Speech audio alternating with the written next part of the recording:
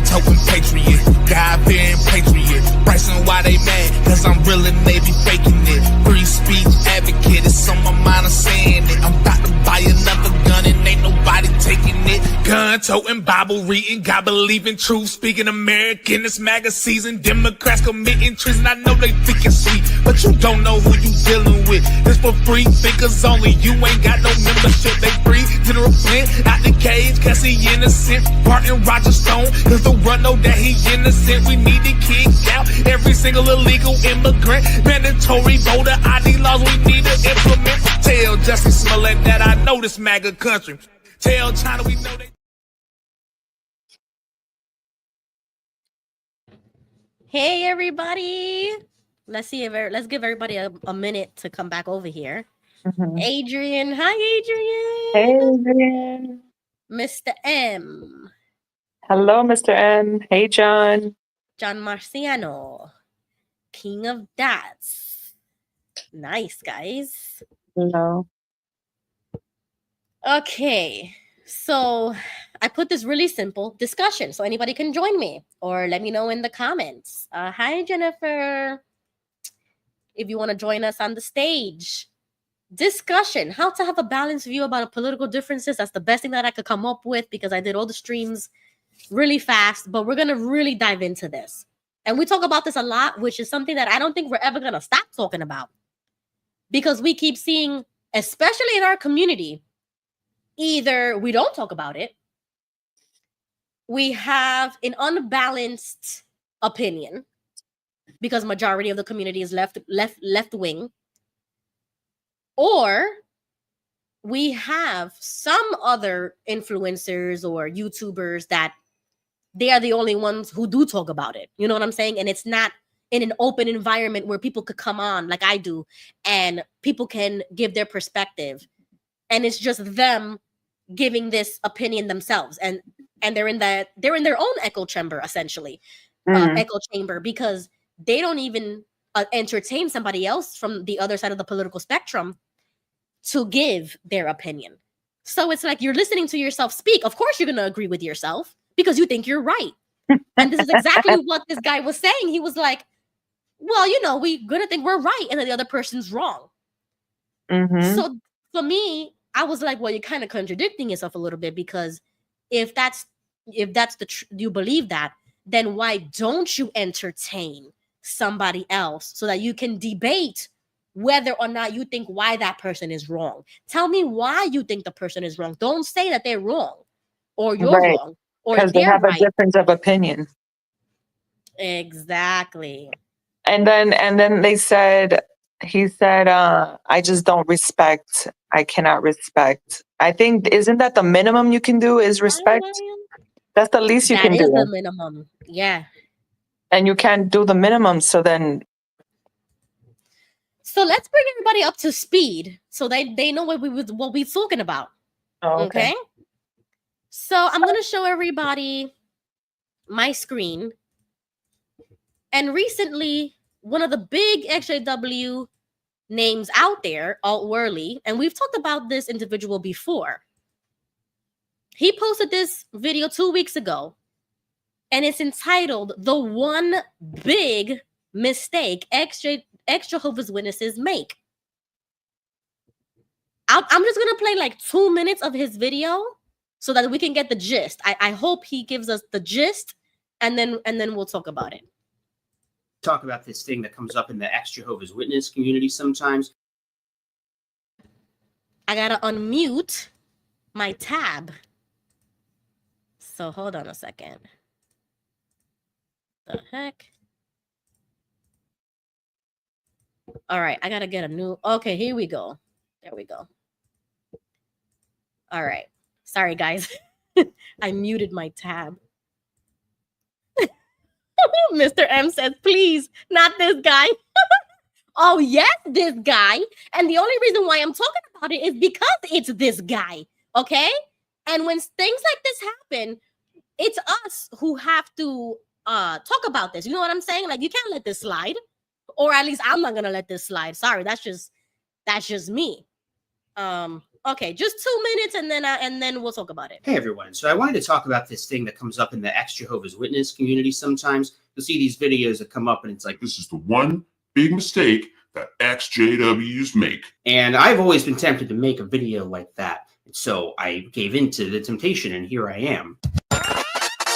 I think that the number one mistake that ex-Jehovah's Witnesses make is assuming that ex-Jehovah's Witnesses are like a thing, a community with a set of goals. The only thing that makes a person an ex-JW is that they used to be a Jehovah's Witness. We even have different categorizations of what that is. We have people who are physically out of the religion but still mentally in. We have people that don't believe anymore, but there's stuff story that they posted on YouTube, whether it's super highly produced or it's just like a selfie cam of somebody grades. Now, like most things in life, I do have to explain this in Star Wars real quick. Tell it to me in Star Wars. Like if you were to go on Reddit and go on r/Star Wars, well, that's not really like all Star Wars fans, right? That's just all Star Wars fans on Reddit who happen to subscribe.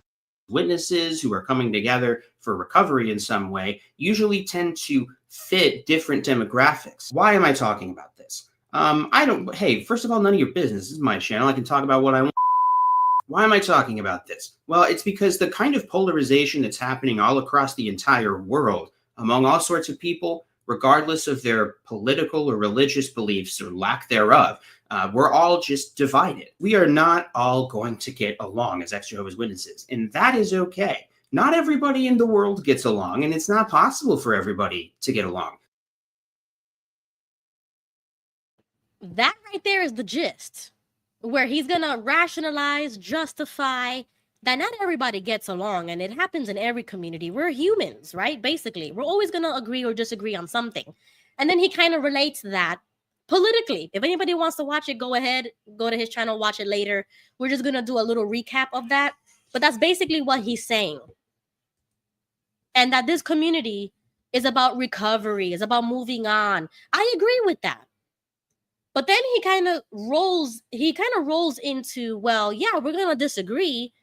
That doesn't mean I have to respect every opinion that you have. That doesn't mean I have to agree with everything that you believe in. It's not something that you should be forcing on other people. So like 75%, I agree with what he's saying. What kind of rubbed me the wrong way was the tone of the video.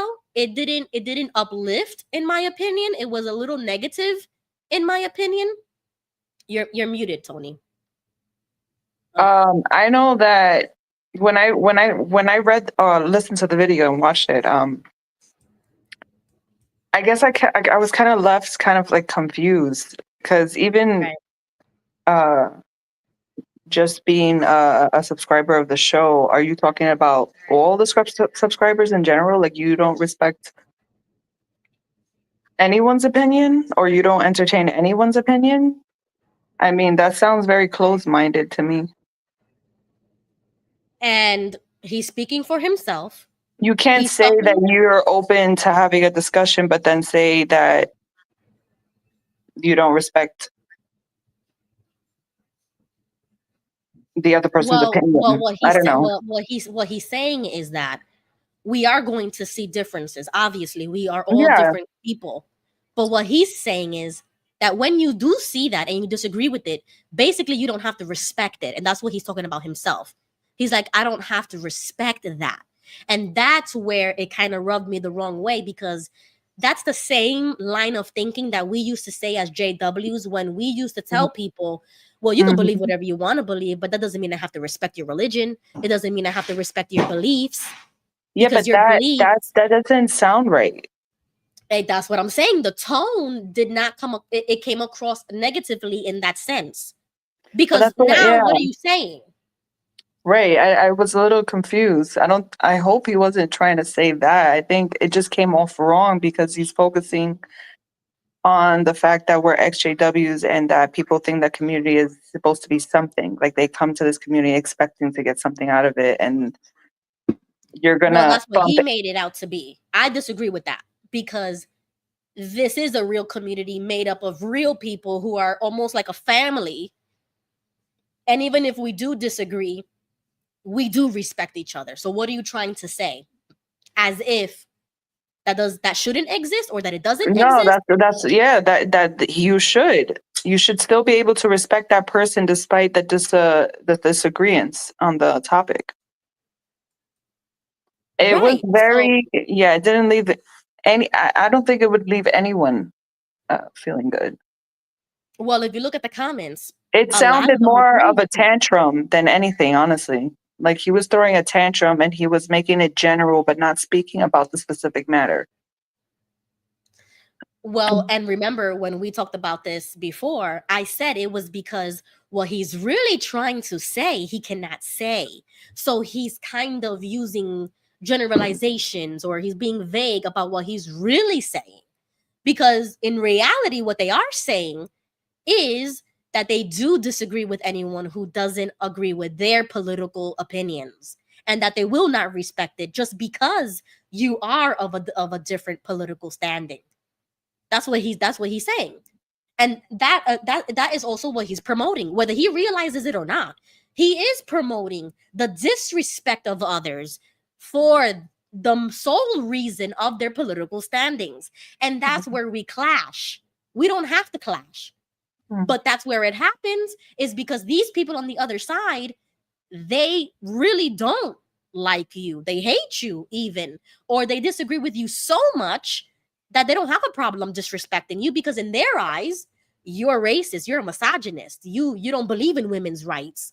As if you're the bad guy, I'm the good guy because I have the right politics. And that's what we need to talk about. It's not about having the right or wrong politics. Even if it might be subjectively right or wrong, that doesn't give you the right to say, well, I'm right and you're wrong because you don't support so and so, or you don't support these policies that supposedly are for like humans, or like, you know, like human rights, women's rights, Mhm. rights, you know, like all those left-wing positions. And if you don't have those positions, then you're the bad guy, because they believe that all right-wingers are racist, misogynist, they hate women, they don't believe in reproductive rights, they want to take away our rights. And that's the fear-mongering that they still have. So that's what he's saying. In this XJW community, we're going to see that, but we don't have to respect them just because they believe that. And that's my red line. It's like, well, I think we do need to have a little bit of mutual respect. Don't just say, Mhm. well, I don't have to respect you because you don't believe that all women should have abortions legally, or you don't believe that that abortion is healthcare. Like something so minimal, something so simple. To them, it's not simple. It's like a life or death situation for them. It's like, well, if you don't believe everything in this book right here, then I'm throwing you away, which is exactly what the JW said. If you don't believe, if you don't do X, Y, and Z, we're going to get rid of you. That's what that video sounded like to me. I guess it's not something you can run away from because it's literally that's in everything. It is, but the difference is, how are you going to handle it when you are presented with complete opposite political viewpoints? Are you going to do, or are you going to take the advice of a Jake character on the internet who says, well, you don't have to respect them? No, yeah, that's why I'm saying, like, That's what I'm like saying. he was saying, you know, you could have a conversation, but doesn't mean you have to respect or agree. If you're why are you having the conversation if you don't respect this person? If they're not going to have that mutual respect, just having the conversation. Because he's saying the quiet part out loud. So just think about it. What if he comes into contact with a Trump supporter, for example, right? You already know by his words, he admitted it on his video, that he's not going to respect you. Right. So as a YouTube personality, making a video like that, saying what you're saying, you're speaking to the target audience, which is us, people who have different political opinions. And what you're saying to us without saying it is that you don't respect us because of our political stances. That's what I have a problem with. It's like, at least you should have a little bit of respect, because at the end of the day, we're still American. We still live I in the mean, we're same human country. beings.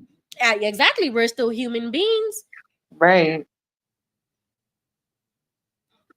And this is why I kind of laugh when people say stuff like this publicly, is because this one should have stayed off the internet. Like, this is the type of an opinion that you should keep to yourself.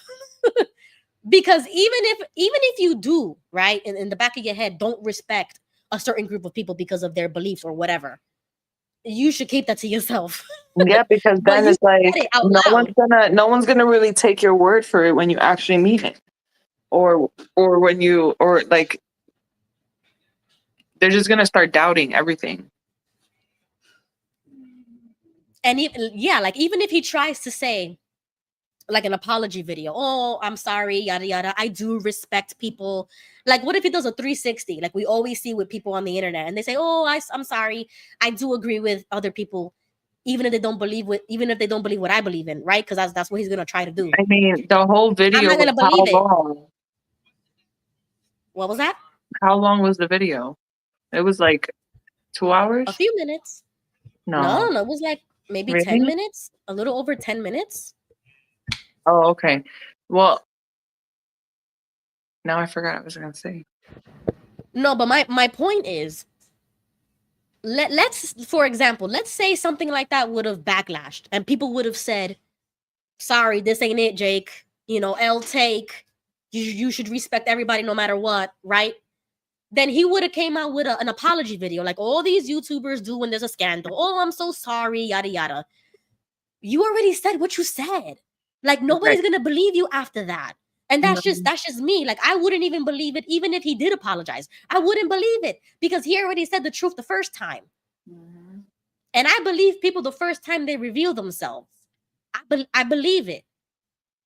And we already knew this about Jake. I don't know about anybody in the chat, but I already got these vibes from YouTubers like him that they disagree so much so with somebody like me that it would cause a drama in the community when in reality it shouldn't, because we're a bunch of nobodies. You know what I'm saying? Like, we're all just regular people who have to go to work the next day. Why are you creating a thing out of it?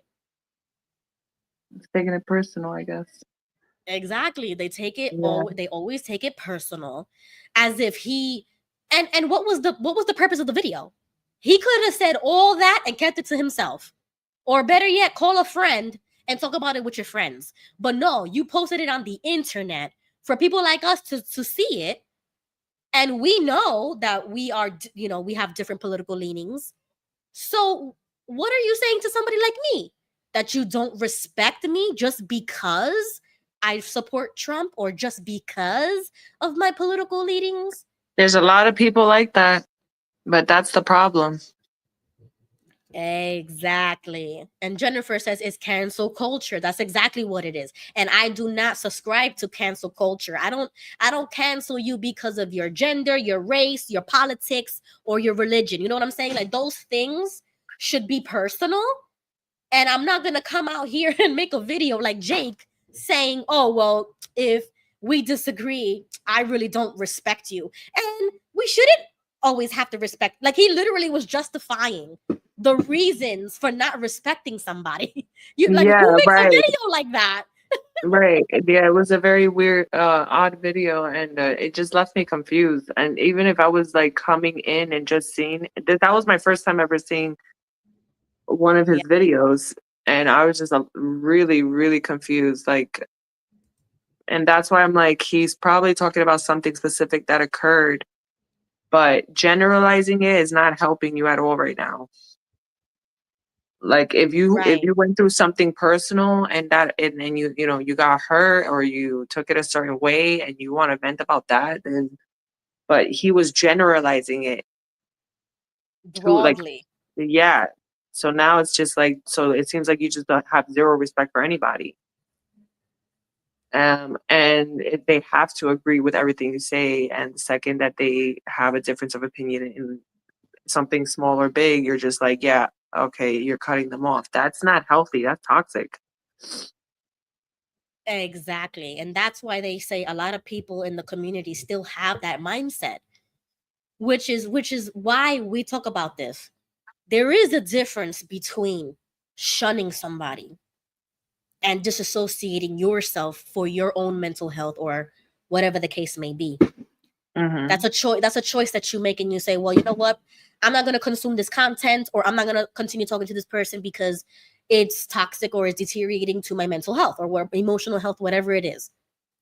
There's a difference when you do that out of your own reasoning, and you keep that to yourself, right? You're not going to be Mhm. going out here on the internet and saying that, Broadcasting it. exactly, broadcasting that.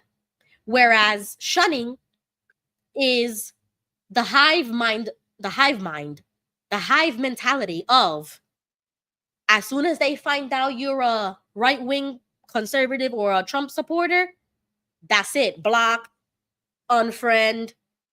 I'm not talking to this person. And I don't care if he or she is an XJW, that doesn't matter. And they start making excuses for themselves and justifying why they are going to essentially soft shun this person in the community. And we've already seen this. I've experienced it. Jimmy experienced it. A lot of people experience it. There's not that many people that talk about it, but that's what happens. And that's why I created my, like I told you on the 1-year anniversary stream. That's why I did what I did, because there are no other voices to combat the majority voice of the voices of the likes of Jake. There's too many like him out there, not enough of us out there that is balancing the I conversation. understand. Yeah. Jimmy says he's getting ready to come on. Ooh, Jimmy, yes. Mr. M says because they are told to shun by an organization, not in scripture. Same thing in politics. I think it has to do with trauma too, of because he also mentioned that he was queer, which I don't understand why that had anything to do with it. But and I told you that this is what these people do all the time. That's called identity politics. They always have to insert an identity and say, and kind of use that as an excuse as to why they believe what they believe in. When in reality, that shouldn't really matter. Your orientation Right. or the way you identify yourself should not really matter when it comes to respecting people. It should be like a basic human level.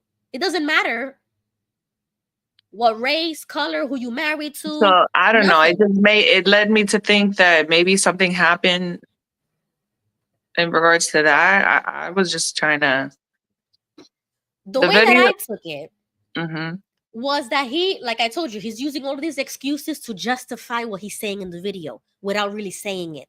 So this is the way I took it. I took it as if he's giving all of these exhibit A, exhibit B of why I'm so inclusive, of why I'm so sympathetic, why I can empathize because I'm queer, I'm bisexual, and my wife is too. As if that means anything when it comes to how you treat people. When you did the whole 10+ minute video of saying the opposite Yeah. without you even realizing it, you're saying the opposite of what you want to say, but your true intentions are in the wrong place because it didn't come out the way you thought it did.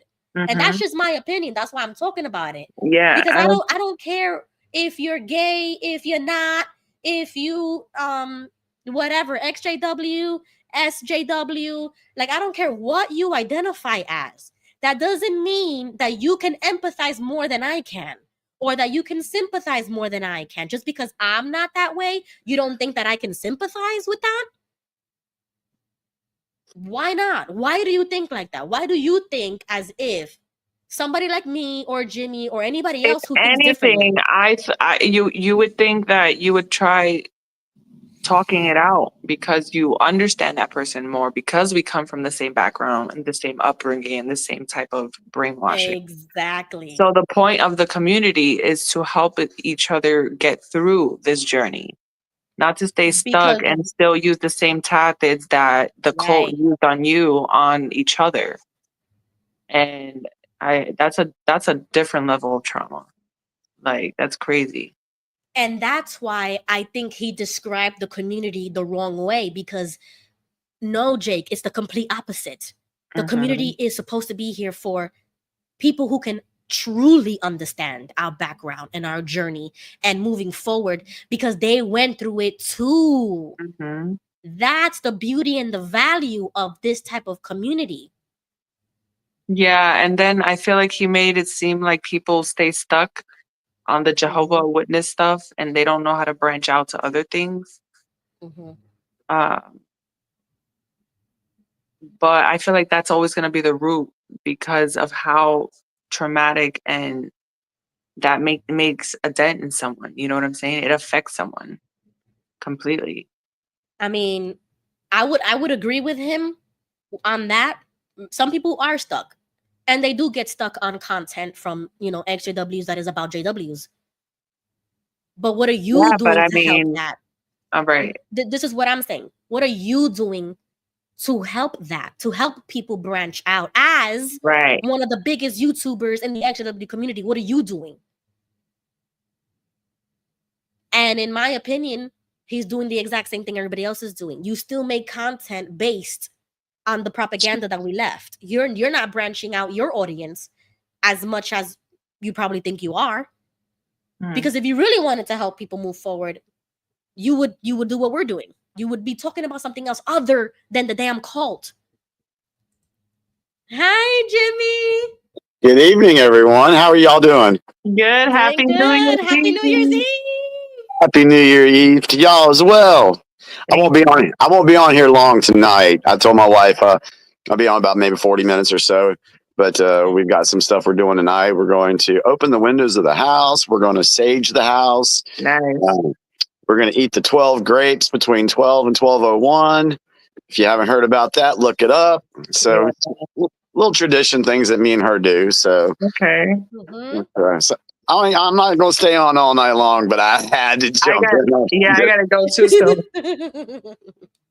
I had to jump in on this one because I have complete experience dealing with this. I think, and somebody can correct me if I'm wrong, but I really think that when I started this, I was by myself. I didn't feel like there was anyone in the community that was speaking the way I was speaking, putting out the information that I was putting out. And oh my God, the backlash from the XJW community.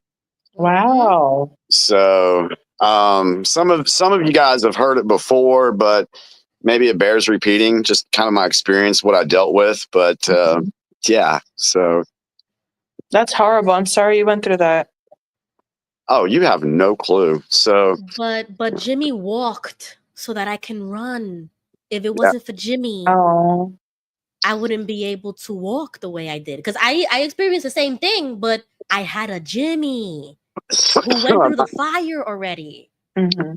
Yeah, it all started, when I was doing, 100% XJW content. We had the round table that was kicking butt. And when I was exposing Watchtower and doing Watchtower videos, I got nothing but praise from the XJW community. Praise, adoration. Jimmy, you're doing so well. You're helping us all out. Blah blah blah blah blah. I mean, basically, it was like love bombing all over again. But as soon as I went and started questioning things in March of 2020, I even had a little separate chat, a little group chat I had with some of my closest friends in the XJW community. And I was telling them, all the stuff I was learning about CV and all that crap.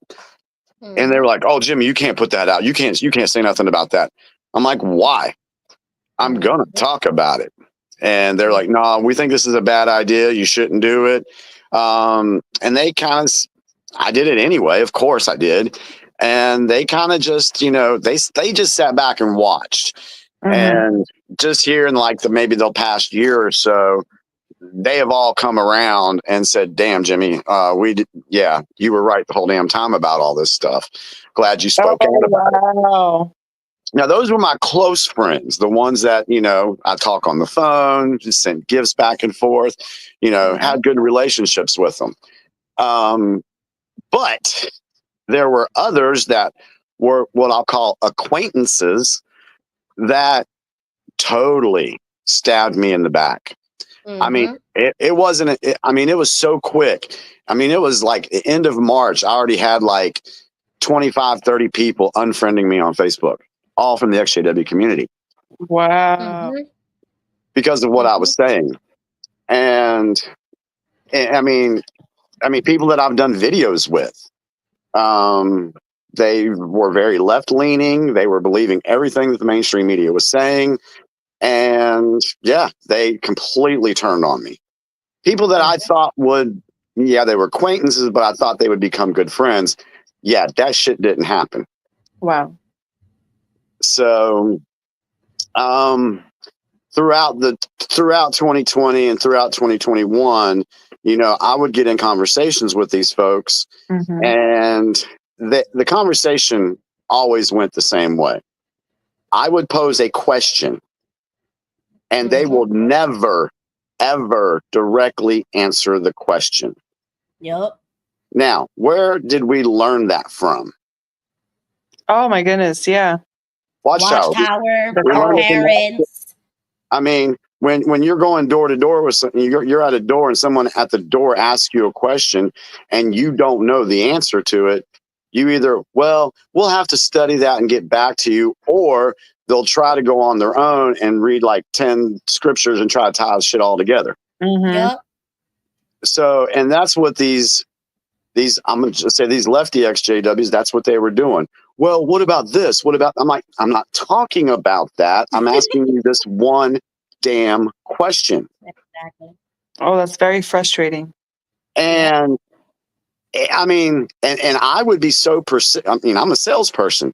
So, you know, most sales are made after the third no, 90% of sales are made after the fifth attempt. So, so I know how it works. So I kept saying, all right, okay, I know where you're going with this, but let's go back to my question. And they would either never answer it or be like, well, that doesn't matter anyway. They never wanted to face a question that actually has a true answer to it. Because it goes against the brainwashing and the mental gymnastics that they are doing to try to support this narrative. Whatever narrative it could be, CV, LGBT, whatever the issue is. So, and the other thing that they were doing is, you know, you go in and you try to be talking to one person, and the next thing you know, you got 6 people hitting you up in your DMs, and now you're trying to, you know, battle 6 people. Yeah. It's like, I call them, and they've been called this before, but I call them flying monkeys. You know, if me and Jake were in a conversation on Facebook and I was, you know, debating him, there would literally be 4 or 5 other people jumping in that conversation. I know this for a fact, because when I called out Lloyd Evans when I first got on the scene, he blocked me within a month of the roundtable premiering. He blocked me. He blocked me from all his social media. I could not contact Lloyd at all, but I did have a conversation with him in the very beginning before we started the roundtable, and right then he gave me a bad vibe. And so then when I started questioning him about things, oh yeah, it was shut down, and then I was getting attacked from all his little minions. So, and the same thing would happen with Jake. You know, there's some things that he said that, you know, I could. It's funny how they word these videos, because they'll say stuff that most people agree with, but then they throw in that little stuff like you were talking about, Ruby. I can't respect that. Blah blah blah blah. Well, yeah, I don't get it. Well, I was so confused. I was like, so do you respect your viewers and subscribers, or do you not care? I don't understand.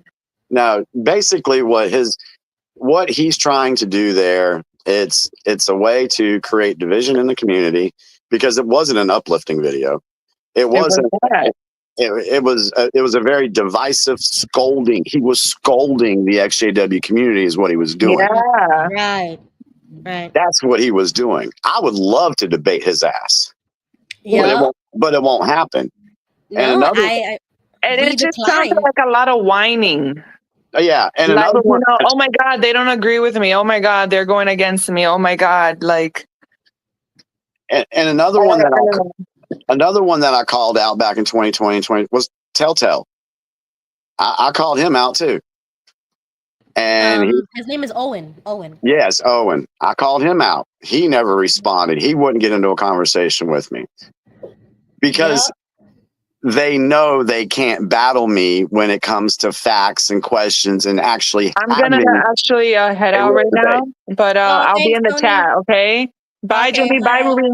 Love You you better guys. come back for the Apostathon. Yes. Okay. Okay. Bye. Bye. Bye. All So- right.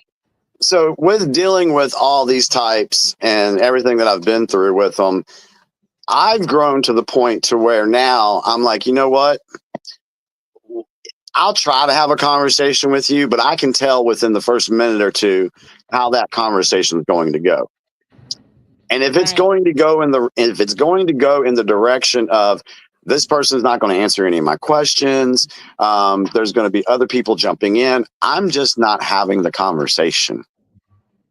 Just not Right. doing it because I want to protect my own energy. I had found that when I was in these debates or, whatever you want to call them, I was getting frustrated, so to speak, because I'm like, can't you people see the true facts here?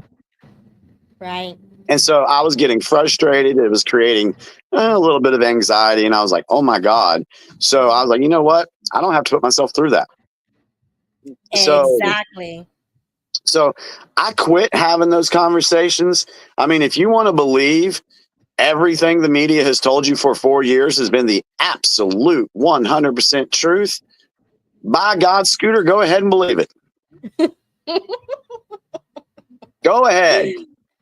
I'm not going to try to persuade you. I'm not going to try to say anything to you about it. But that's the difference between me and folks like Jake, is because they want to persuade you to the way that they're thinking. As if they have to explain it. Like, that's why I said, what was the motive? What was the purpose of the video? Why are you explaining things that it should really be a private matter? What, your own opinions when it comes to that kind of a subject. I would have kept that in the files, like do not post that. Especially in the type of tone that he was saying it. So the fact that he posted it, that's what made me believe, oh, he's talking to us. Yeah, he knew exactly what he was doing. Right. And that's why I call him Timu Lloyd. Yeah. Another one who dug his own hole and died in that hole because he should have kept his mouth shut when those things were happening, and he didn't. And that's when I know that people are not, they don't discern these things, or they're not mature enough to know these things. That's probably something you should have kept to yourself. Oh yeah, because it didn't come out of a place of love, or like you said, it was not uplifting.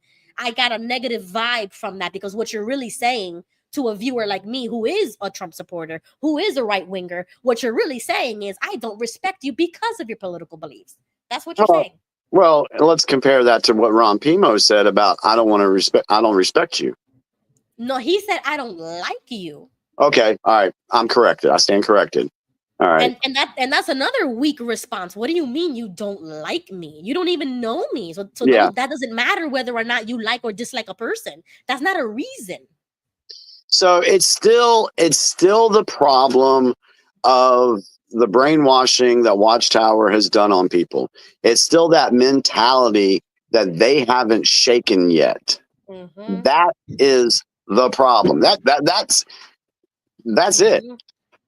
And unfortunately, he did say something about there are some XJWs that get stuck in Watchtower content. It's always Watchtower, Watchtower, Watchtower. Okay, I get that. I understand that comment. And I will agree that there are some folks that, are stuck. And I'll preface it with this: when I went to therapy, after doing a year of XJW content and everything, and I was so frustrated. I had a lot of stuff going on in my life. My therapist told me, she says, well, Jimmy, do you think that this community is good for your mental health? Mm-hmm. And I'm like, well, I feel like I'm doing good. I've been helping people. People have told me I've been helping them, blah, blah, blah, blah, blah, blah. She says, that's all fine and well, but how is your mental health? Mm-hmm.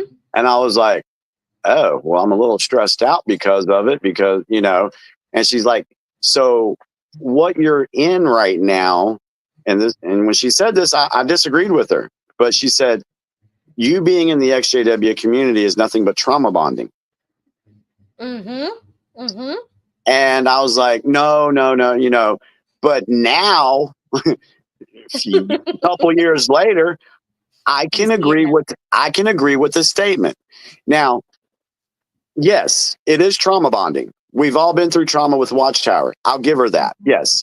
But how long are you going to participate in the trauma bonding?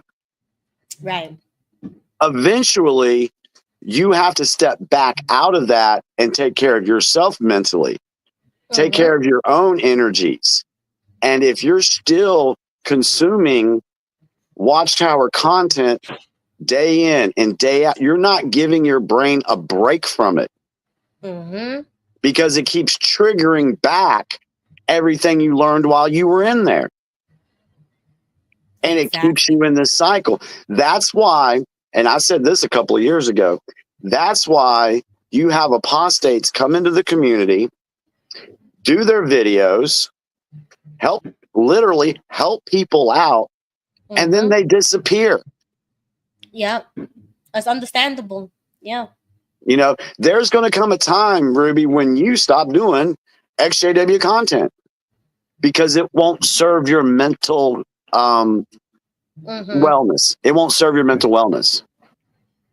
And I can say that because I'm there now. I don't care if I don't do another XJW content video. I don't care. Because I'm past that. I don't need to be inundated into the community every day, every weekend, whatever, taking that stuff in because it doesn't serve me anymore. Right. But you see, that's people like us have realized that we were a consumer. We were consuming the content and we were a viewer, we were a subscriber. And then we switched from that to becoming the creator, the content creator. We're putting now our ideas up front now because we're ready to do that. I've already done the healing process and I've appreciated the community, which is why I didn't like the way Jake described it, because the community is life-saving. I don't care who's in it or who's not in it. It was life-saving and it helped us heal, but we didn't stay there. We became a creator now for the community. We are helping out with our own opinions and identities or whatever to help other people. Exactly. But if you're still stuck, then I would agree with him. Yeah, a lot of people are still stuck. They're not putting their ideas out there. They're not thinking for themselves. They continue to be a follower or a subscriber of someone else. This is supposed to be helping you elevate so that you can have your own voice, your own opinions, your own everything. Correct. And unfortunately, there are some individuals out there who just like to play the victim. Yeah. I mean, and that's just not in the XJW community. That's actually, you can find that in everyday life. There's always that one person that just likes to play the victim. And how many times do you have to hear even though whatever they went through could have been traumatic, I'm not being insensitive here, but after hearing it 25, 30 times, it's like, okay, we get it. We understand what you went through. What are you doing? What are you doing to heal from that? Exactly. That's how I am. And I think I come across sometimes like that. And it's just because I've moved already so far that I'm like, I'm not going to be coddling people or dragging you by your feet. If you're not ready, you're not ready.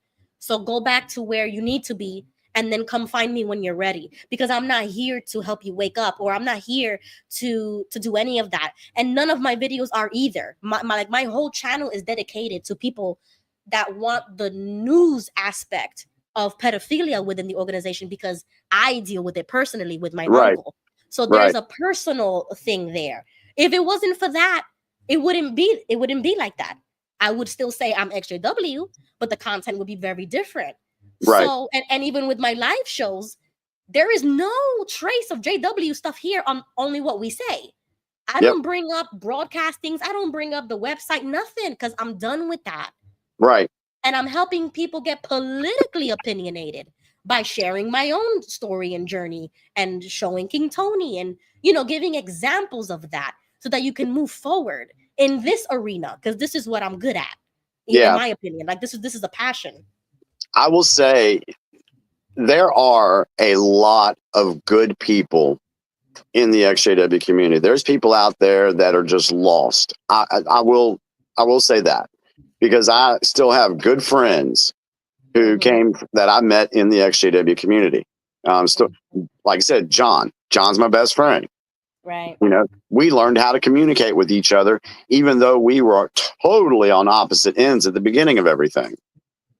Yep. And so, but we learned that, we can be individuals and we don't have to subscribe to one ideology. Exactly. And so, but there are a lot of good people in the XJW community. It's just the ones that are in there that create division.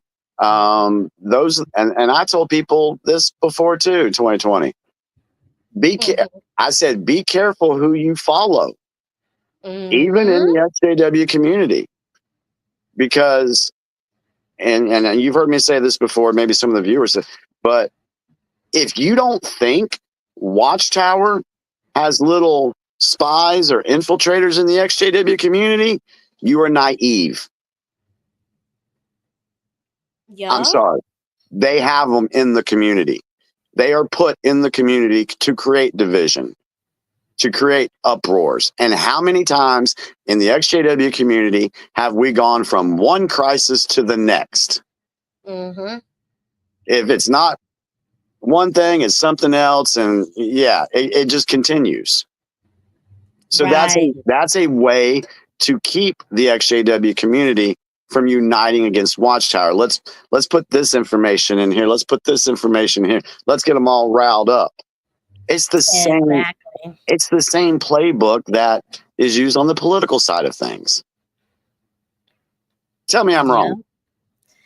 Well, that's a good segue into the whole Mark O'Donnell situation, because I saw Oh, your God. comments. And, listen, I'm not saying I disagree with you, but I'm just saying asking what would be your red flags to like Watchtower infiltration of these big names in the XJW community, because in your opinion you say that Mark O'Donnell was a little suspicious. I want to know, why is he suspicious to you? Back in August of 2019, at the height of the roundtable, Mark O'Donnell called me. And Mark O'Donnell was saying, "Oh, Jimmy, you're doing really great work, blah, blah, blah, blah, blah." And knowing already how close he was with Lloyd. Okay. Right. I already know that. John Cedars, John Redwood. Come on. So my red flag went up right there, because I have questions about Lloyd. Mm-hmm. So he contacted me because I'm here in North Carolina, and there was apparently a case going on in Shelby, which is about 2 hours from me. And he wanted to get my assistance and for me to go down to the Kingdom Hall and try to get some information and this and that. And I just basically blew him off. I said, "Nah, dude, I'm not interested in doing that. That's not my mission."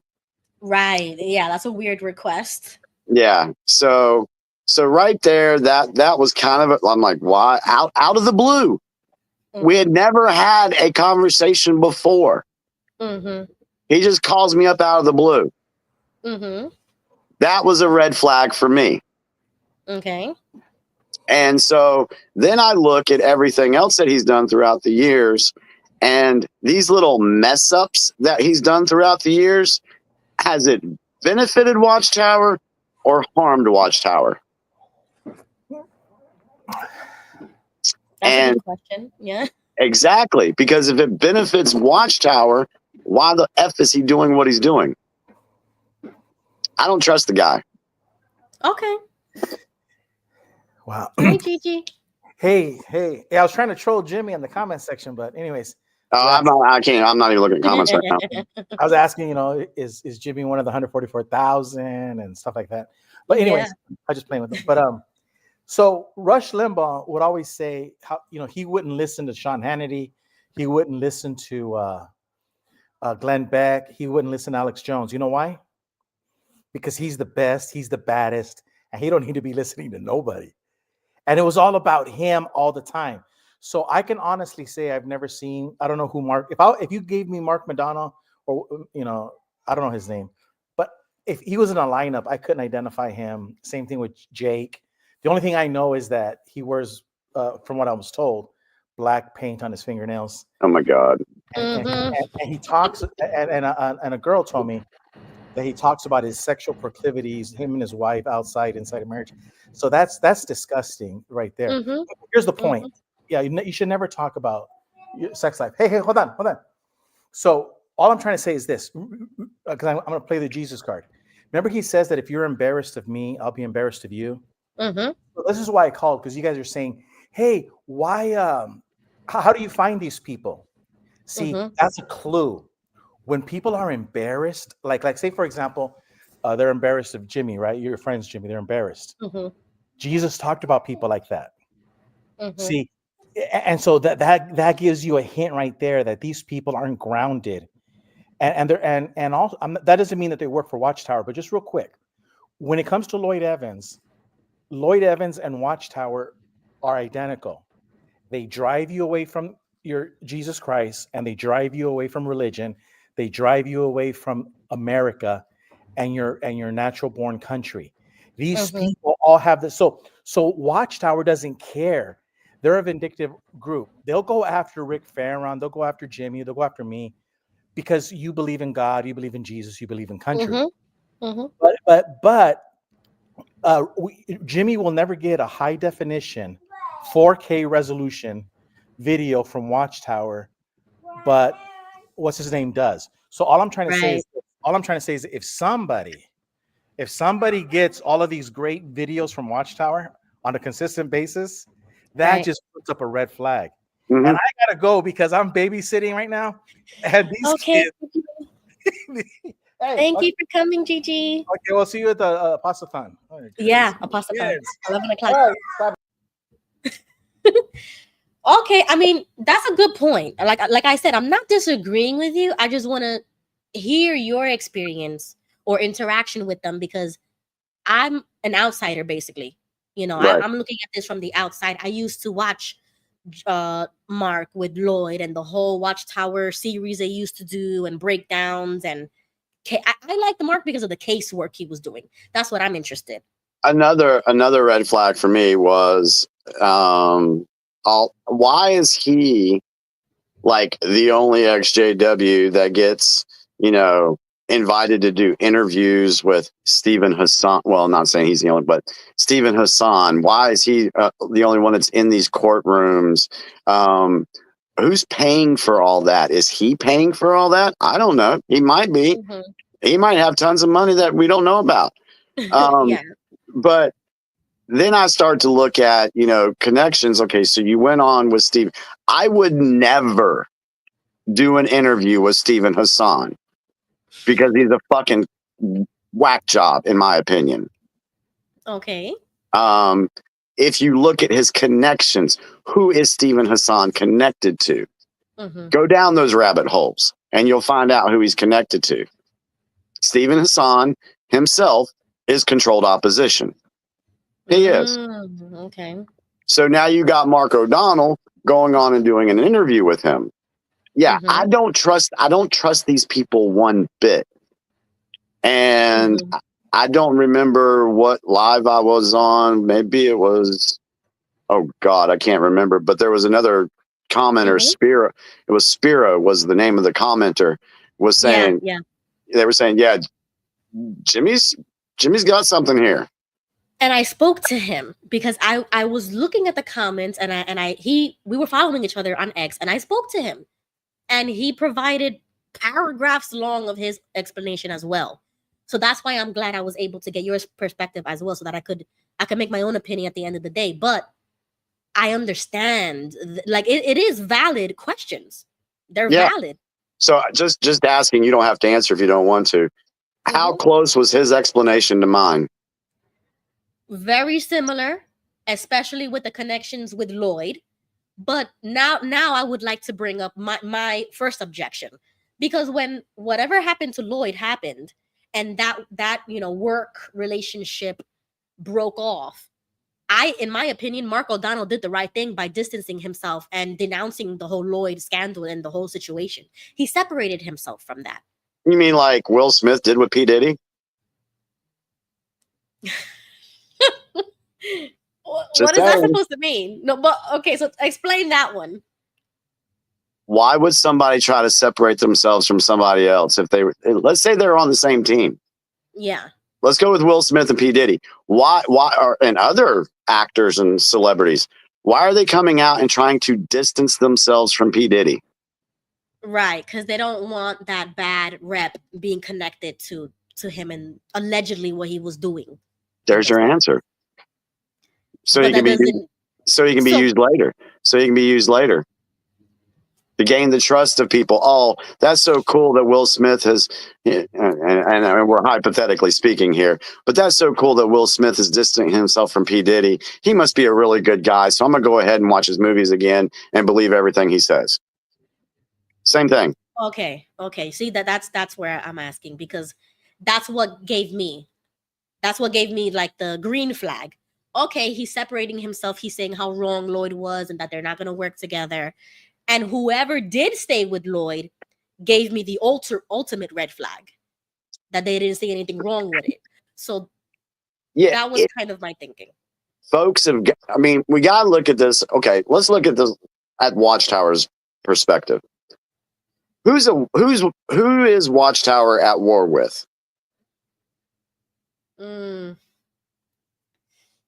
The people they've already told us.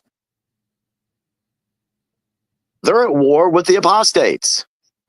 Oh yeah. Definitely, they've actually said it. Okay? Yeah. So if you want to disrupt your enemy, if you want to, infiltrate, you're going to infiltrate them. You're going to want to find out what's being said on their side. You don't think Watchtower has people watching all XJW content? No, yeah, I believe that. Definitely. They're going to be in our circles and in our pages. So why is it so hard to believe that a YouTuber, it could be one of the plants? Why is that so hard to believe for folks? Yeah. Because they say the nice things. They say the right things. They pretend like they care. Right. Just like the elders in the governing body did. So you just have to be very careful, and you got to go deeper on some of this stuff. Okay. I'm not disagreeing. I agree that might be true. But specifically, how everybody's talking about the whole Kim and Mikey video, they really went in on it, and I like Kim and Mikey because of the way they speak. They're very blunt and they're very straightforward with it. So I don't care if they're talking about Mark like that. I don't like those types of feelings that people have, like, oh, don't talk bad about him, or whatever. I don't care about those things. I think everything is up for debate. Yeah, like if you're a personality on the internet, everything's up for grabs. Like, don't get offended when somebody talks about you, because you're on the internet too. Like, everybody is prone to that. So the same thing with Mark. He's not, immune to like criticism or whatever. We should be criticizing people no matter what they did. If you open yourself up and you go out on YouTube and you make yourself public, you've opened yourself up to criticism. That's what I mean. Exactly. So when Kim and Mikey did it, I was laughing the entire time, like, oh damn, because I guess there's like some backstory. Oh, there's backstory. Oh, Ruby, Okay. there's backstories. Yeah, and I wish I knew, but Let's just say way they this: say it- I was going to expose Barbara Anderson, but I was asked not to because it would bring problems for certain people. what is that supposed to mean? I have to tell you. I can't go any further on that. Okay. But let's just say there's backstories. I know a lot of the backstories. Okay, you see right there. I don't like that. Like, I don't care who it is. It could be Rick, it could be Barbara, it could be Mark, it could be Lloyd. I don't care who it is. There should be that transparency, especially. Oh, there should be. There should be, but there's not. There you go. That's exactly what I wanted to talk about here on this stream, because it starts off level 1, which is Jake, and then you start going deeper into the other levels and you realize how connected and intertwined that web of non-transparency happens, because and that's why I said on Twitter, the XJW community is not immune also to the woke mob. Oh, and absolutely not. Yeah, and like you said earlier, that mob goes after us when we go against it, especially for criticizing people like Mark O'Donnell. They'll start attacking you in the DMs. They'll say you're wrong. Like exactly what they're saying about Kim and Mikey. It was the same. What I see with this is the same stuff I saw with Lloyd. When people were criticizing him and about his little adventures overseas and all that, the people were quick to defend him. Oh, he's done such good work in the XJW community. I hate that line. Oh my God, it drives me insane. I hate it. Well, that elder that abused 14 kids, he really got out there and went out and did 90 hours of field service last week and gave a great public talk. F you, man. Exactly. I hate that line. Yeah. I mean, so what you said earlier about the XJW community should be a place for those that have left Watchtower to have a place to heal, share experiences with, learn from others, but to continue to grow mentally. Don't get stuck and stay in it, because it's not going to be healthy for you. Right. Just, unless you're hell bent. I mean, give kudos to Kim and Mikey, because they don't have to do what they've been doing. I've never gotten a bad vibe from them. I've talked to them personally on the phone. I've had great conversations with them. I consider them good friends. I've never gotten that vibe from them that I do from others. Right. And I've learned over the last 4+ years to trust my intuition. Right. And so far, it hasn't let me down. Yeah. So I'm learning this. You see, when I talk to you guys, it's like I'm learning that now, because that whole incident with Mark, I felt a little like, oh, whoa, I don't know how I feel right now, because my interactions with Mark were really good and helpful. And, he was one of the first people I came to about my uncle and stuff like that. And since he was in that line of work, court cases and arrests and things like that, he really helped me out. And I was like, wow, this guy actually cares. And he did the documentary and stuff like that. So it's kind of hard when you look up to somebody. Yeah. But didn't we learn that before? I mean, how many of us trusted the elders? How many of us trusted the governing body that they were there for our benefit and they were there to help us? Yeah. They weren't. What you need to know, it's the same thing. Is that the road to hell is paved with good intentions. And every time you run into these people that have these feelings, run away from them. Yep. No, I'm serious. When you're the adult in the room, Jesse and I talk about this. When you talk like a grandpa, when Jesse and I sound like your grandfather or your great grandfather, it's because you are a metrosexual that likes to drink soy milk, and you need to grow up and be a man. Now, listen, I'm going to tell you something. You're talking about people that are working for Watchtower. It's not very hard to understand, because it's the same playbook done over and over again. Thank you. The Watchtower gave you a Bible, and in the very front page, they told you that the New World Translation was an anonymous committee. Then you leave Watchtower, and all of these people are anonymous, and they're alleged PMOs, physically and mentally out, but they don't have the balls to show their face because my wife might find out. Well, then it tells you who. So if your wife is going to find out, then what the hell are you doing taking a stand against Watchtower? And people say, yo, but you're being mean. No, maybe you should sit your ass down because evidently your wife has more power than you do. Exactly. So maybe you should just watch videos, like how to unlock my nutsack and make it drop. And then when you become a full male, then you show your face, and you no longer are like the Watchtower Bible. You're no longer anonymous. Jesus was what? Jesus of Nazareth. Jesus didn't say, well, my name's Jesus, but some people call me Yeshua, and some people call me this. No, you knew who he was. And so what I'm trying to say by that is, love Jimmy, hate Jimmy, it doesn't matter. You know who he is. He's some dude in North Carolina and he's talking. He got nothing to hide. He ain't got nothing to hide. And what does he do? He gets the chips, throws them up in the air, and wherever they fall, they fall. That's how you know when a person talks like your grandfather and everybody else that is drinking soy milk and talking about their sexual escapades. I mean, you got to be weary. There's some people that, look, I don't masturbate because I'm a Jedi Knight, right? I have full control of my body. But for some reason, there's a whole bunch of ex-Jehovah's Witnesses that talk about all of their sexual proclivities. Yeah. Oh, I'm like, dude, really? Now, are they working for Watchtower? No, they're not. They're just, like, dude, you need to talk to Gigi for GB to help you, stop this stuff. Don't talk about this, But but the ones that work for Watchtower always follow their master, and they're anonymous, and they love to play with words, just like the communists. They love to play with words. So does that mean everybody who's a PMO on YouTube or anywhere else works for Watchtower?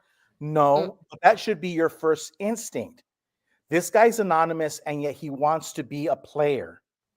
Most people that are anonymous kind of like sit in the back row. Yeah. Does that make any sense? Another thing too is watch how some of these people just come out of nowhere. Yeah. Like Jake, he came out of nowhere and already has what? How many subscribers? Thousands? Like 30K. Yep. 30K. 30K. I've got 3148.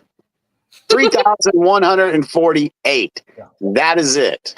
But he hits all the check boxes. You know what I'm saying? Like his content really hits the majority mainstream. The LGBTQ, the queerness, and that right there should tell you something right there. Yes, and also should tell you this. Listen.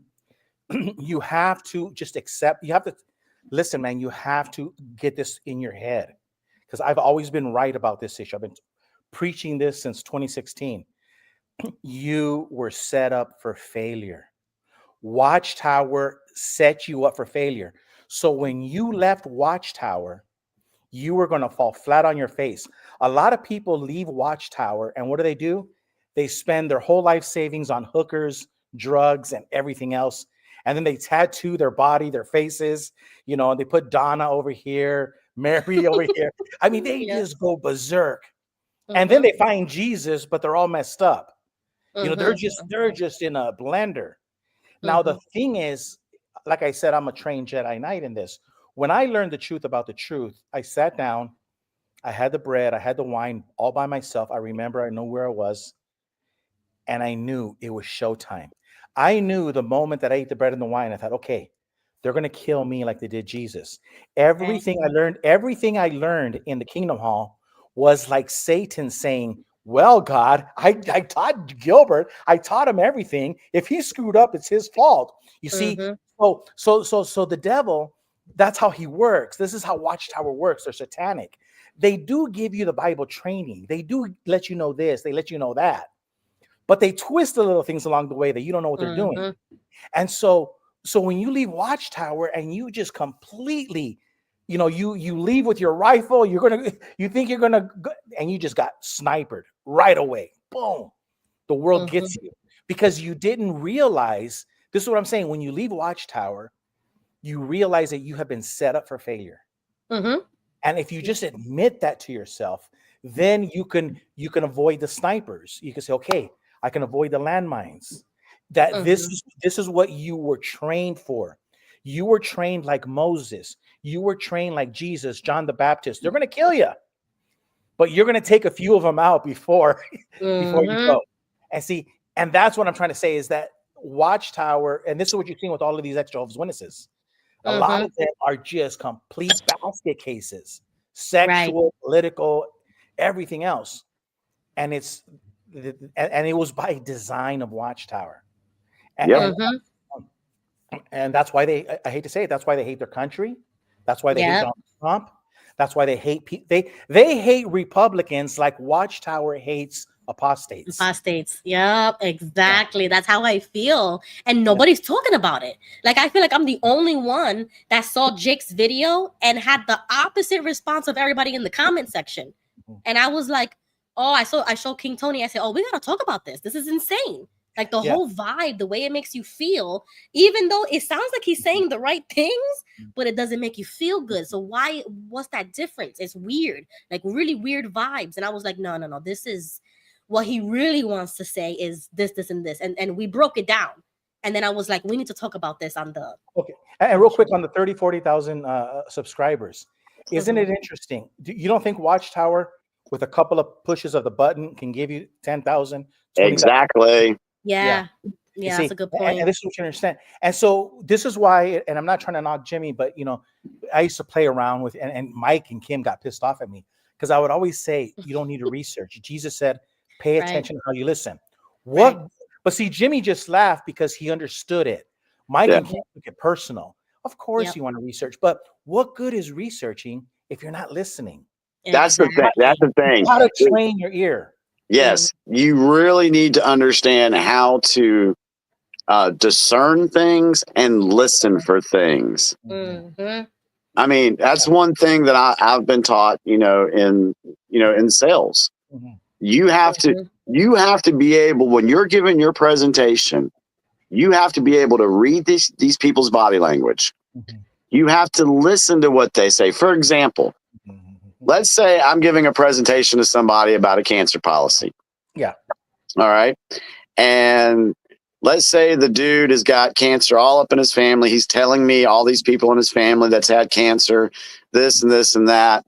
But then it gets down to the pricing.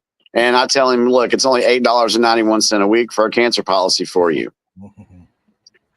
After what he's told me, I would think that this guy would buy the policy. But then he throws up an objection and says, well, you know what? I think I need to go and talk to my wife about this. Okay, that's fair. That's fair. Some guys have to go talk to their wives about insurance, and I have no problem with that. Wives do it all, and women do it. I got to go talk to my husband. Okay. Oh, Jehovah's Witness. Go ahead. All right. So I call him. Let's say I call him up later and say, yo, man, did you have a chance to talk to your wife about this? Yeah, but I think I want to talk to my retirement guy about this. Okay. Right there, that tells me this guy's not interested. He just doesn't want to tell me no. He wants to find an excuse that he got from somebody else on why he shouldn't buy that policy because, one, he wasn't man enough to tell me no in the beginning. Or could he just be afraid to commit? Well, that's the whole part of telling me no. You can't tell me no, afraid to commit. Yeah, I can say that. But yeah, I mean, so I can actually, when I'm doing my calls and everything, I can tell my wife, yeah, okay, this person's going to call me back. They're going to buy. That person's giving me excuses one after another. They're not going to buy. Even though out of their own mouths, they have every reason why they should get that policy. Yeah. And you know what? So you got to be able to listen. Yeah, you got to be able to listen to these things and listen to people when they say stuff. Yeah, because otherwise your research is futile. It really is. It's wasted energy. Learning how to listen is the foundation. Yeah. Because what good is the information that comes out of Watchtower Broadcasting? Who gives a shit? Exactly. Listen to what they're saying. Listen. Right. Why are they using certain words? And that because we know that they're trickeries. Because this is what all communists have in common. They play with the language. Yep. Barack Obama tells you we lead from behind. What does that mean? That he's in the back room, leading, and you can't see him. He's telling you. Yep. See, so Satan does the same thing. He never lied. He never said, well, he did lie, but he always words things in a way. Is it really the case? Is it really? And then Watchtower writes a book. What does the Bible really teach? I'm like, dude, that's taken straight out of Genesis. Yep. You know, and so I'm saying, just learn to listen and to these guys. And I don't think they work for Watchtower on a paycheck, but at the end of the day, they have the same end product. Lloyd Evans and Watchtower and all of these guys, we know Watchtower's filled with homosexuality and deviancy up the degeneracy. Now the problem isn't with homosexuality; it's with the down low. The worst homosexuals and adulterers on the that are straight is they do everything on the down low. When you start hiding your sexual, escapades, that's how they get you. So it's the problem I have with homosexuality is not that you're homosexual. It's that you're trying to pretend to be godly or you're trying to pretend to be this, but you're really something else. Those are the dangerous people. Same thing with people that are straight but cheat on their wives. They're doing everything. It's the hiding. Exactly. Nixon, it wasn't what he did. It was the cover up. Exactly. So, but at the end of the day, this is what Watchtower, Lloyd, and everything. And I said it earlier. I'm going to say it again. You hate God. You hate Jesus. You hate the Bible. You hate America. You hate your flag. You hate your country. You hate the rule of law, the Constitution. They hate all those things, and it's not a coincidence. Right. You did it. You hated all that stuff when you were a Jehovah's Witness, and now you're a Jehovah's Witness. So Watchtower loves these guys because at the end of the day, yes, they hate you because you love the Constitution. They hate Jimmy because he loves America. That's why Jimmy doesn't get 4K high resolution things from what the guy Atlantis. Is that his name? Atlantis? I've heard that. They ain't sending me shit. Yeah. because he loves America. So who's sending Lloyd, the guy in Watchtower? He hates America. He hates the Constitution, hates the Bible, hates Jesus. He sends it to Lloyd. It's not. This is not a coincidence. Remember, and also I've said it for years, since 2016. George Norrie, Coast to Coast. There's no such things as coincidences. I used to think, Jimmy, he was nutcase. I used to drive at night and go, who the hell is this George Norrie?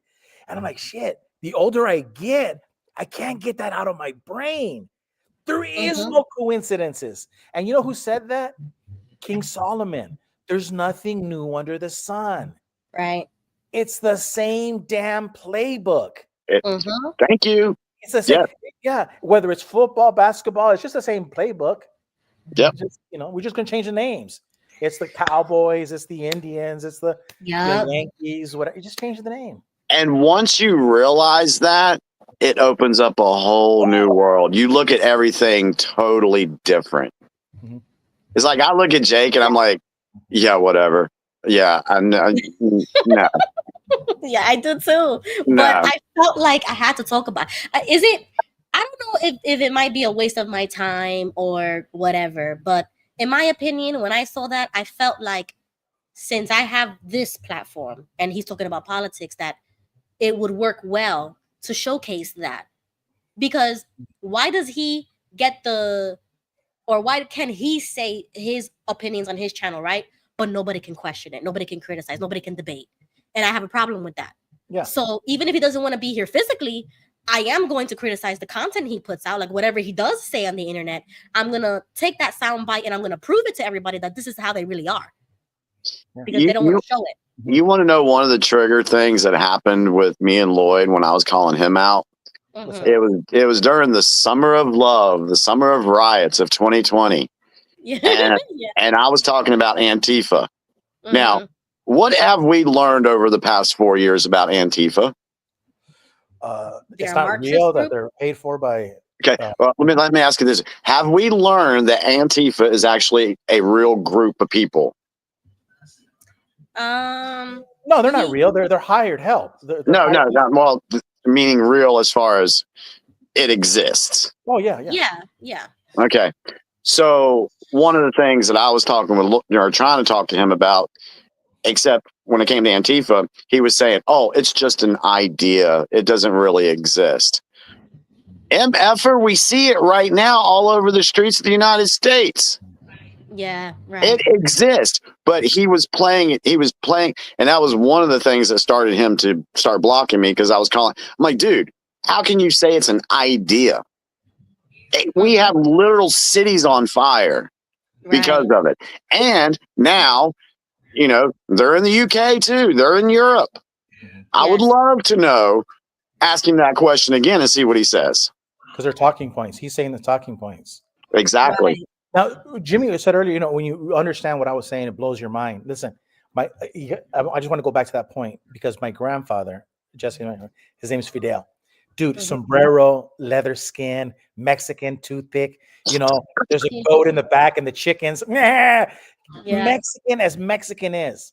And Mhm. Jesse and I would go, and he would always tell us in Spanish it rhymes, but it's half the world is trying to screw you, and the other half is avoiding the first half. And Jesse and I thought, well, he's crazy old man or grandfather. Now Mhm. that I'm getting older, it is true. The world is divided. People that love the truth and people that love the lie. People that have love and people that have hate. As a Jehovah's Witness, I never thought I was a hateful person, but I finally admitted it. I'm a hateful person, and now I'm always watching it. Like, man, damn, Gilbert, that's hateful. So you have to admit. But half the world is under that spell. They're under Mhm. that spell, and they're not happy and content with being in the spell. They want to drag your ass down. Like Lloyd Evans is trying to drag your ass down and saying, "No, it's an idea. No, that's a talking point." He's trying to bring you Yeah. into his cult. Yeah. Right. I just saw a comment and I had that thought in my head and then it went away, but then I went and looked at the comments about some of these. It was Jay that put it up. That some of these folks, they may not be working for Watchtower, but they see dollar signs. Mhm. They see a way to profit off of the community. They already know that the community is used to giving money away to Watchtower. They've been giving money away to Watchtower all their lives. Mhm. So now they come out into the community and start their Patreons and this and that, or get their book deals or whatever, and then they start profiting and making activism their job, their career, their livelihood. Personally, I don't agree with that. And the reason I don't agree with it is because I know for me, I do this because I love humanity. I want to help people heal. I want to help people grow. And I don't have to ask for a damn dime to do that. Well, I agree 100%, but I will say this, because Rush Limbaugh said this. He says, haven't you noticed that these people are always asking for money, but the one thing they have in common is they never fully accomplish their task. Now, one thing I do is I fight back. I raised thousands of dollars and we went to Warwick, remember in 2016? Right. But we only did it once. I'm not asking for money because we're not going back. So that's the thing. I really think that we should give money to people that are doing certain things. But like you said, if you're making a living out of it, dude, no. But if it's a one-shot deal and this guy's doing like one thing, that's different. That's different. Totally different. And you're right. That's not what you see. But when you do see it, I'm gonna be 100% behind it. Like, I'll give you an example. What's his name? Rick Farron. he's going to do his convention. He's not going to do it every year. He's just going to do it one. That is a perfect example of saying, hey, do you need any help? He's like, no, I don't need any money right now. But that when people do stuff like that, I say we should help. But yes, Jimmy, you're right. A lot of people are not of that fold. They're not of that fold. Yeah, they see an easy way to make some money off of people. Mm-hmm.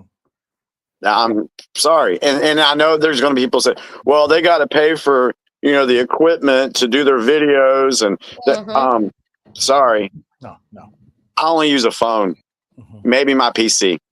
Yeah. I don't need all this fancy equipment, headphones, a big ass microphone in front of me. I don't need any of that to get my message out.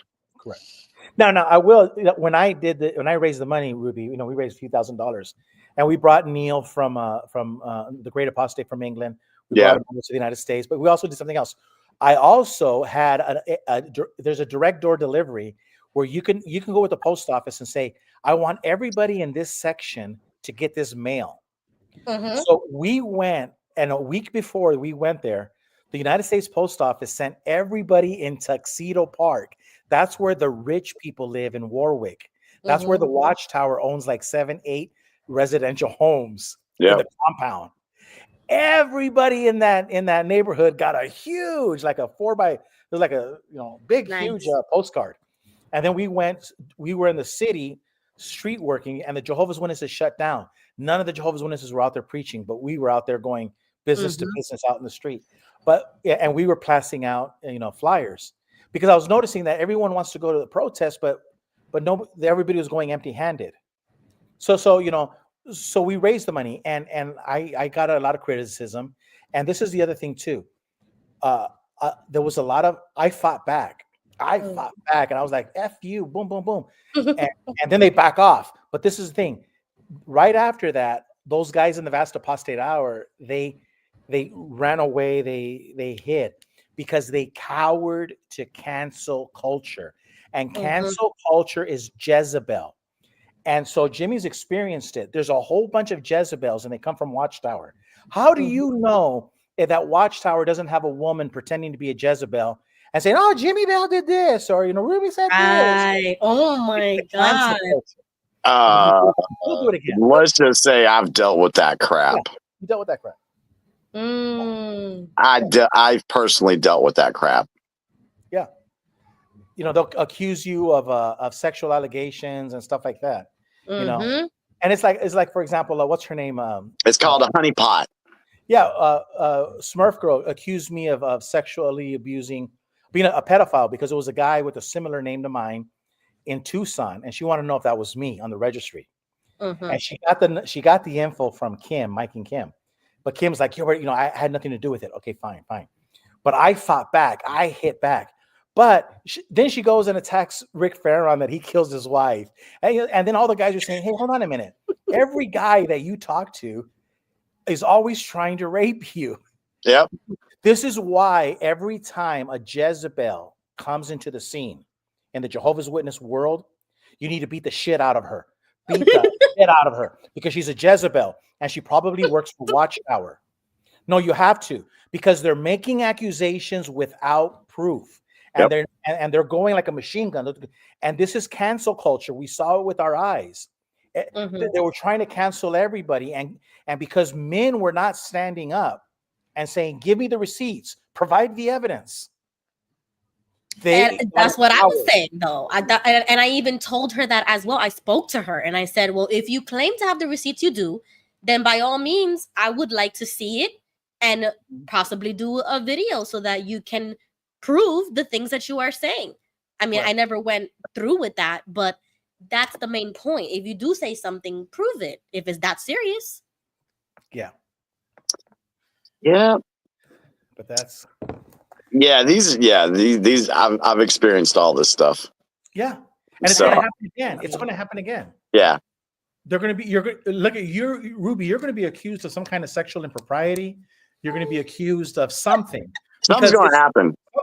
Because it's going to happen. Jezebel is going to knock on your door. And you have to be like Donald Trump. What does Donald Trump do with all of the people that attack him? He calls them Pocahontas. He makes fun of them. He punches back because he knows that Saturday Night Live doesn't make fun of the president just because it's funny. They make fun of the president because once you have completely humiliated a leader of a country, you've taken away his power. So Donald Trump knows that. So they're going to try to make fun of you. They're going to try to say, no, you gotta punch back. Yeah. Okay. I agree with that. But that's why, and I'm not afraid of that. Like, I don't care about that. I don't have a problem doing that. But that's why I don't like the cancel culture, especially in the XJW community, because they want to, like you said, unfriend, block, and everything. They're silencing you so that you don't say your side of the story. And that's why I started my channel, because I don't think the right wing should be silenced within a majority of left wing community.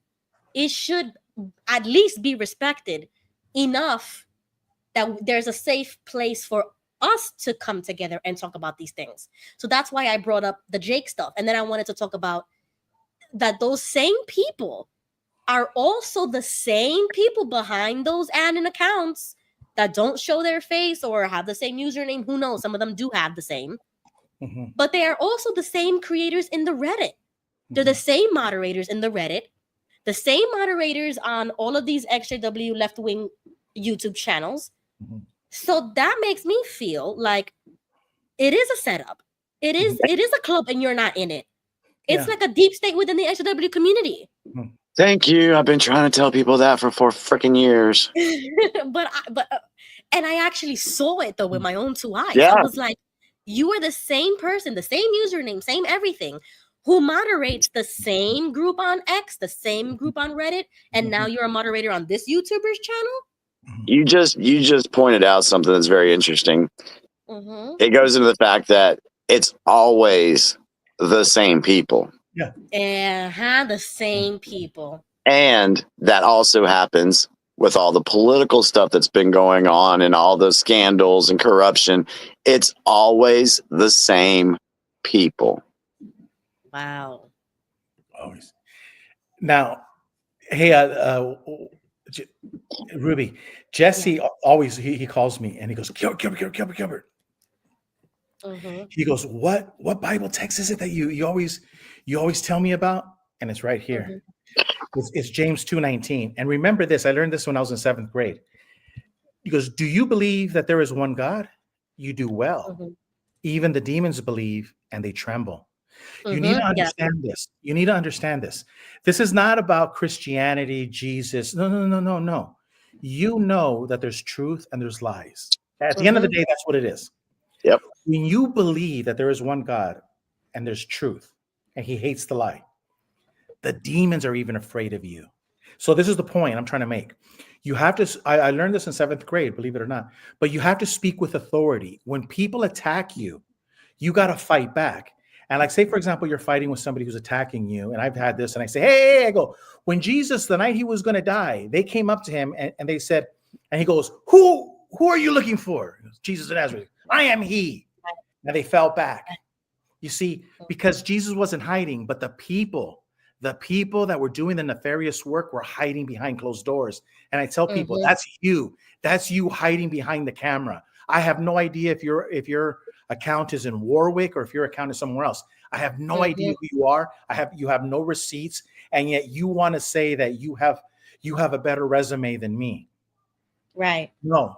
And see, so that's what James 2:19 is. When you believe in the truth and you know that you're not lying and you're not trying to deceive, you're not trying to take ownership of another human being, you have to speak with conviction and the cockroaches will go away. Yep. You're not going to have 30,000 people fake subscribers. You're not going to have it. Yep. Yeah. But they're going to go away. And if they were honest and sincere, they would join they would come over here and say, Gilbert, you talk too much. I want to debate Ruby. And they would debate you. I want to share an experience with you guys real quick. It's kind of off topic, sort of a little bit, but I had to share this experience with you guys because this is really cool, and it comes to the point that you never know what you say that will plant a seed. Okay, Right. we've always heard that, right?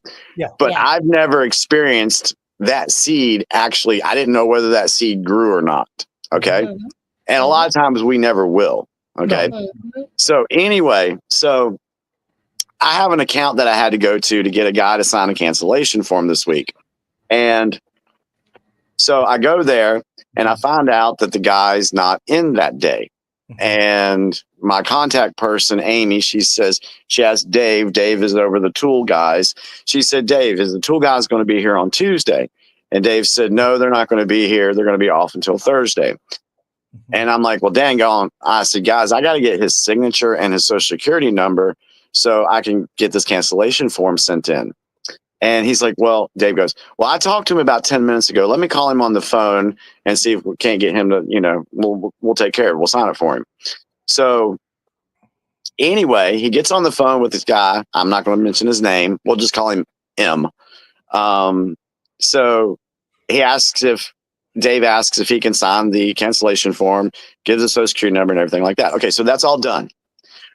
They get off the phone, give me the paperwork. And then Dave says this. He says, Jimmy, he says, you remember, he says something about JWs. And he goes, oh, yeah, you know all about those JWs, don't you, Jimmy? I'm like, yeah, I do know all about those JWs. He's like, well, he said, about 4 years ago when you came in to talk to M, he was a JW. And he came after you were done talking with him about the policies and whatever. He came into the office to file a complaint against you. I'm like, oh, really? What did he say? He's like, well, he said that you were unprofessional and you shouldn't have talked about Watchtower stuff while you were at work. And I'm like, well, that's the different, I'm different when it comes to sales. I like to get personal with people. I like to find out things. That way, it's a sales thing. You get to know your customer. And so, but he was saying that I was unprofessional and that I shouldn't have done that. He said, but you know what, Jimmy? You know what happened 6 months later? After he'd been trying for years to get me to go to meetings with him and study with him, he's no longer a JW because after you left, he went and did research and found out that everything that you said to him was true, and he has left the Watchtower. Wow. And so I was like, hell yeah. I was like, that's awesome. Yeah. So that was just totally out of the blue. I didn't expect that. I didn't expect to hear that. But then Dave said, don't ever talk, because I don't think he'll come to you and say that happened or that experience. I said, well, tell him that if he ever wants to talk to me, he knows how to get a hold of me. Mm-hmm. So that was really cool. We're gonna let Jesse unmute himself, but I'm gonna just tell you about the seeds, and we say this in a loving way. Jesse and I, we make fun of Jimmy on our private conversations about the hats, but hold on a second. See, we make fun of him, but he got us thinking. Mm-hmm. We're actually thinking about it. Mm-hmm. And then I know, like, we're talking, we says, well, is that a red hat? Or, and then Jesse, we laugh, but we're thinking.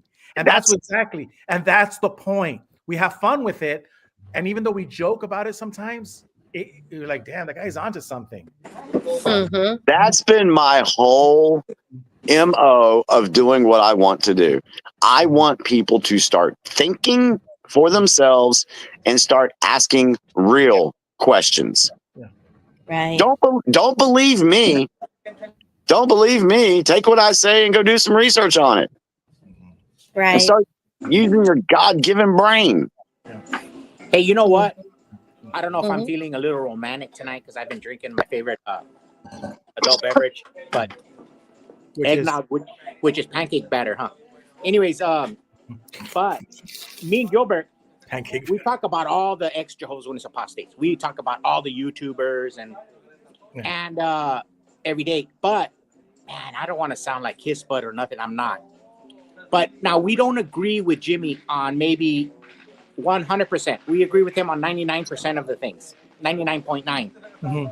But one of the things we find out, and that what we like, is that if you disagree with Jimmy, he sets the example for me how to shut my mouth and listen and accept other points of view.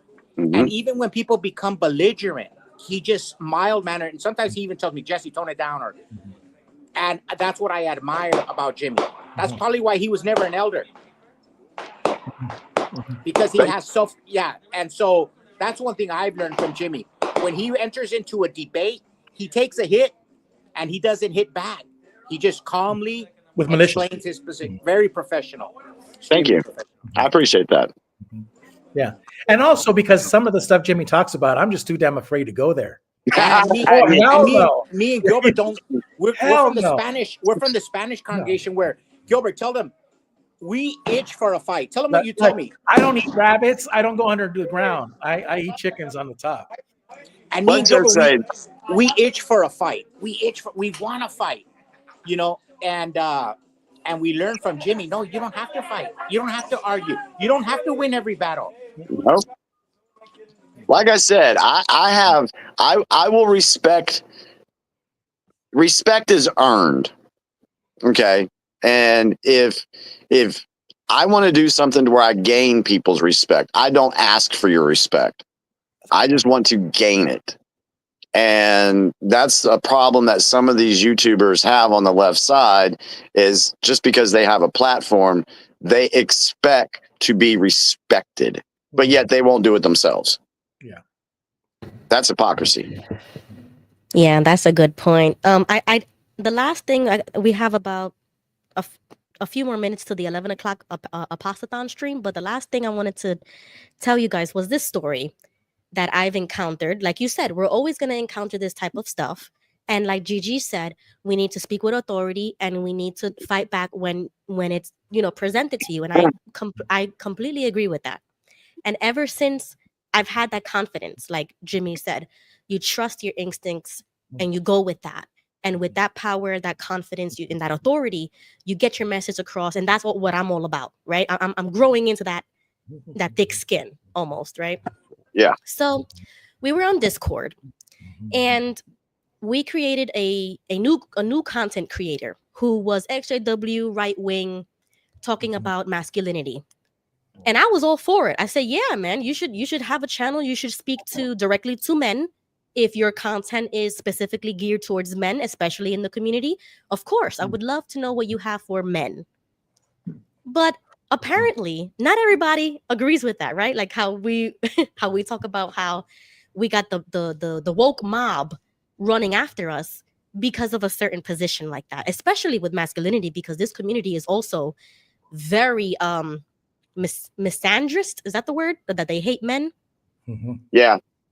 And I agree with that. There's a lot of women or just people in general that even in the XJW community, they want to take down the patriarchy. They don't believe in men. They're like, oh, men, be quiet. You don't have a voice. You don't matter. Yeah. And I don't agree with that. I think even XJW men should have a space for themselves and content just for men, especially from a man.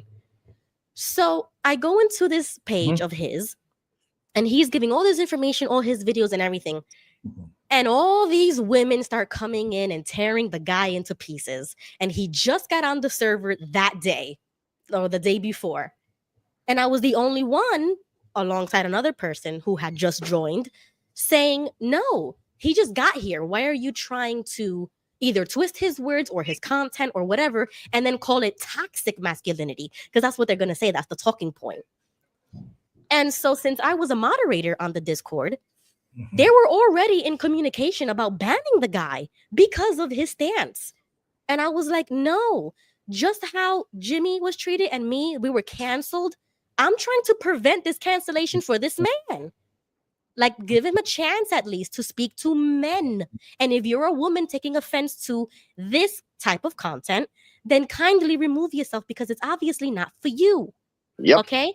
And I said that, like Jimmy said, you need to speak without authority. And I gave my opposition vote as a moderator. I said, I vote to keep him on. He did not break any rules. He doesn't hate women. He's not homophobic. Like whatever name, they start with the name calling. Always. And that's the woke mob right there. They want to take you down and call you names. Meanwhile, his mission was to talk to XJW men. Now you know how you do it. It's comedy because behind every joke is a tiny revolution. Donald Trump uses comedy, and this is what I'm saying. It's Jesse. People would call Jesse and I misogynistic, so we embrace it. We're misogynists, right? So we embrace everything that they accuse you of. You embrace it. Yep. And for example, they say toxic masculinity. Then start your show with a soy drink. Today we're going to talk about soy and laugh at them. You laugh at them because you know you have the upper hand, and that's what I'm trying to say. You laugh at them. No, and guess what? It goes back to what I'm saying. Trust me, Ruby, you got to do this. And those guys that are listening, you have to admit that you were a hateful person. You were a Jehovah's Witness and you wanted people to die in Armageddon. Oh, yeah. You wanted to take their property. The moment you start admitting your hate, then guess what? You're like, you know what? Masculinity is so attractive. And you ever heard of bromance? I mean, I like girls and I have no, but sometimes I see a guy and I'm like, damn, he's good looking. Masculinity is attractive. That was gay. That was gay. That sounds gay. But I get you because I was the only one who was really, telling them, just because you're offended as a moderator, you need to moderate unbiasedly. Where you already know you disagree with somebody's content, as a moderator, you still need to recognize the fact that he does have a right to be here in the community, even on Discord, even online, YouTube, wherever it is. It doesn't mean you censor or silence somebody because you personally disagree with something. Yep. And if I'm going to moderate with that neutrality, then I can moderate the right way. If you can't do that, then you are unfit to moderate. And that's why I say the downfall of these pages or these servers or even YouTube, the downfall will be the moderation, because they want, just like they did with me in Jake's chat, they blocked me until I left. That's a form of cyberbullying. And so I was trying to defend this guy, and it didn't even matter because he left the server. He's like, I'm out of here. I thought that I was able to be open and talk about this, but I guess I'm not. And so he experienced what we did with that woke mob. So I immediately went privately and I texted him and I said, look, dude, I understand if you want to leave. I get it. But this is why I stay here despite feeling like that, because I'm not going to be silenced. So sometimes you have to take that L and keep it pushing. But at the same time, if you want to leave, that's great. But you know what I'm going to do? I'm going to make my own server. And I want you to be one of my creators. Hello. Hey, Ruby, Jimmy, this is my youngest daughter, Jessie. That's what her name is. Nice to meet you. Nice to meet you, Jesse. Guess what her name is? Oh, what? Jessie. Jessie. That's what I just said. I thought you said Jesse. So that's cool. Nice to meet you, Jesse. They're gonna ship them out to South Korea. Wow. Sweet. Camp Humphreys. Now Camp Humphreys is from the 60s. Yeah. Get it? Humphreys. It was free love era. Oh, never mind. Oh my God. Yeah. So anything in the chat? Let's see what's in the chat. Anything? Hey, I got something. I got something that I want to throw at you. In my town, I don't know, in North Carolina, I don't know in Florida where you're at, Gilbert and Phoenix, but the town, it feels like the Revolutionary War. I mean, fireworks galore. Is it happening in your neighborhoods? Not yet, but it will. In my neighborhood, it's guns. Whoa! I'm telling you, everybody in my area, we all have guns. Wow. Right. So there will be fireworks. There'll be guns going off, and yeah, that's going to happen. Hey, we're about half a mile from the Colorado, California, and we're about 2 miles from Mexico, Baja California on the south, and about 10 miles to Sonora. In between Sonora and Baja California is controlled by the cartels. But all we hear is firecrackers. So it's more dangerous where Jimmy's at. Yeah, it's funny because on the weekend, on a Saturday morning or Sunday afternoon, it's not uncommon to hear gunfire all over the place around here. Yeah. I mean, I swear somebody up the road, I swear they have a cannon, because I heard it go off today and I was like, Jesus, what do they got on this? It sounds like a freaking cannon. Could it be like a M200? Could it have been a firework? an M200? No, it wasn't. They- No, they- it wasn't a firework. It was a gun. It was a gun. It was ammunition. Wow. So, but let's just put it this way: we don't have robberies and stuff happen in our neighborhood. I bet you don't. Yeah. Right. Because everybody So knows it's almost that- 11 o'clock, guys. I'm gonna start. We're gonna go to the next studio and do the Apostathon. But if anybody's interested, I did start my own server because of that whole drama on the other server. So I put the link in the chat if you want to join that, because I believe in free speech, and I want to give people that opportunity to be on Discord. And did you see that email I sent you about the? I don't know if you saw it, Jimmy, but the New Year's. I did a tribute to the Jehovah's Witnesses on a New Year's. Oh, did you? Yeah, Nah. I did it 2 years in a row, and I don't say a word. It's just I play the song from the Ink Spots and Frank Sinatra. Hey, y'all. Mhm. Y'all do know that January 1st is not technically the new year, right? Yeah, but you know. Okay. Yeah. All right. But it's a really neat video because it Look at talks- Ruby. Look at Ruby. She's like, what? Yeah, she's gonna go into What the rabbit calendar is that? What calendar is that? The That'll blow your mind too. do some research on it. Just- April 1st should be the new year. because I've heard because the people earth say is that. because the earth is standing like this. You see, Mhm. so what happens is you have the sun here and the earth is tilted. So Mhm. that's one part, you know, which We can talk about that some other time. She's only got 2 minutes to go, but Yeah, Yes. so I'm gonna put the link to the it's fun. other It's fun. studio It's fun. in the chat. I'll just say good night to everyone. I won't be on the Apostathon thing. I'm gonna spend some time with my wife. But it's a pleasure, and I guess we'll get back next week to current events because there's a lot of shit going on right now. Oh yeah, we do. And Jimmy, I'll text you that video is the people that we lost. And I show the montage from before Russell, the Damn. president of the Watchtower before Russell, all the way with that song. And all of these people died saying that Armageddon was coming in our lifetime. And I tie it with that song, you know, we'll meet again, you know, the World War II. Oh, okay. It's a beautiful thing. And I don't say a word. It's just a beautiful montage. And it kind of like helps put everything in perspective. But did you like it, Ruby? It was good, huh? Yeah. I got an email from you that says Jehovah's Witness. We lost. We lost before Armageddon. Yeah, I got Yeah. that one. That's a beautiful one. All right, guys. All right, so I'll see you guys in the next studio for the Apostathon. Y'all in have like a great. Okay. Y'all have a great New Year. Sending everyone much love. Use your brains, folks. And Jesse, we'll get that $20 to you as soon as possible. I'm on it. You know that $20 is going to start collecting interest. I know. Yeah, exactly. All right, bye guys. I'm gonna end the stream. Go to the next stream. See you there. Bye. Bye. I'm a gun throwing patriot, God being patriot. Pricing why they mad, cause I'm really Navy faking it. Free speech advocate, it's on my mind, I'm saying it. I'm about to buy another gun and ain't nobody taking it. Gun toting patriot, God being patriot. Pricing why they mad, cause I'm really Navy faking it. Free speech advocate, it's on my mind, I'm saying it. I'm about to buy another gun and ain't nobody taking it. Okay. All red MAGA flags waving through the South like we just want 4 more years. Democrats can't get right. Trumping with that Yeezy flow. Don't go broke on Sleepy Joe. Make America great again.